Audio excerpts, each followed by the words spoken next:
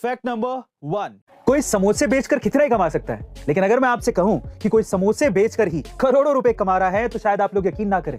जी हां गाइस, ये कहानी है बेंगलोर के रहने वाली निधि सिंह की, जो समोसे बेचने से पहले अपने पति के साथ 30 लाख रुपए सालाना की नौकरी करती थी। लेकिन साल 2015 में उन दोनों ने यह फैसला किया कि वो खुद का बिजनेस शुरू करेंगे, जिसके लिए उन्होंने ना केवल लाखों की नौकरी छोड़ी बल्कि अपना 80 लाख रुपए तक का घर बेच दिया। और तब उन्होंने शुरुआत की समोसा सिंह की, जिसमें उन्होंने अलग अलग वैरायटी के समोसे बनाए जो कि लोगों को खूब पसंद आए। और देखते ही देखते इन समोसों की डिमांड इतनी ज्यादा बढ़ गई और आज आलम यह है कि निधि सिंह और उनके पति इन समोसों को बेचकर साल का लगभग 44 करोड़ रुपए का टर्नओवर कर रहे हैं, यानी कि हर दिन के करीब 12 लाख रुपए। फैक्ट नंबर 2, अगर आर्यभट्ट ने ही शून्य की खोज की थी तो उससे भी कई सालों पुरानी रामायण में रावण के 10 सिर कैसे गिने गए?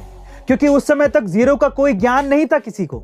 तो क्या यह फिर मान लिया जाए कि रामायण में रावण के 10 सिरों का कोई सबूत नहीं है और यह सिर्फ मनगढ़ंत कहानियां हैं? चलिए जानते हैं। दरअसल आर्यभट्ट के आने से पहले बिल्कुल सही बात है कि जीरो की खोज नहीं हुई थी, लेकिन इसका मतलब यह कतई नहीं है कि उससे पहले गिनती नहीं होती थी। बिल्कुल गिनती होती थी, लेकिन पहले की गिनती लंबे लंबे शब्दों में, श्लोक की फॉर्म में, अलग अलग भाषाओं में होती थी, बस नंबर्स और इक्वेशन की फॉर्म में नहीं होती थी। और वो आर्यभट्ट के आने के बाद ही शुरू हुई। तो इसीलिए कहना बिल्कुल गलत होगा कि उस समय रावण के 10 सिरों को गिना जाना बिल्कुल गलत था। ऐसा नहीं है, गिनती तब भी थी, लेकिन नंबर्स की फॉर्म में नहीं थी।